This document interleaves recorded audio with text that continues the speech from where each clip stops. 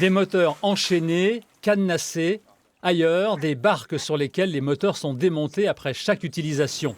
Ce n'était pas dans les habitudes des habitants du Marais Audomarois, mais ce lieu particulièrement paisible ne l'est plus. Rémi vient d'en faire triplement les frais. On a une vidéoprotection qui enregistre sur une longue durée, mais ça n'empêche pas les vols. Ça n'effraie plus les gens en fait. Et la nuit, évidemment, j'imagine que c'est plus compliqué. La nuit, c'est plus, ouais, c'est pas de l'infrarouge, donc forcément, quand les nuits sont sombres sur le Marais, quand il n'y a pas de lune, il fait vraiment noir. Depuis 6 mois, c'est donc la razzia sur le Marais, pourtant éloigné d'une cinquantaine de kilomètres de Calais et de la mer.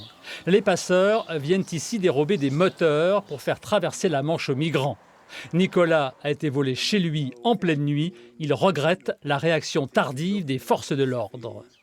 Maintenant on réagit, mais bien trop tard. Après que tout le monde a été dépouillé, ça a commencé ici, c'est parti sur... nous ici on a Clamarais, c'est parti sur Salperwick, tout ça, ça avance, ça avance, ça avance.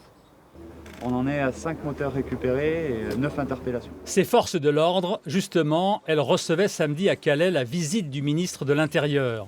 Ces moteurs et ces bateaux ont été saisis dans le Marais Audomarois, les voleurs arrêtés. Gérald Darmanin promet des renforts supplémentaires.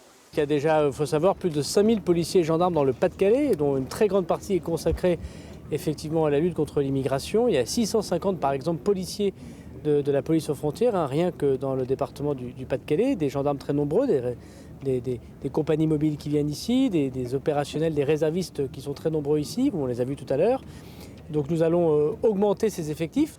Mais malgré la surveillance sur terre et en mer, ce sont plusieurs centaines de traversées qui sont tentées par les migrants chaque jour.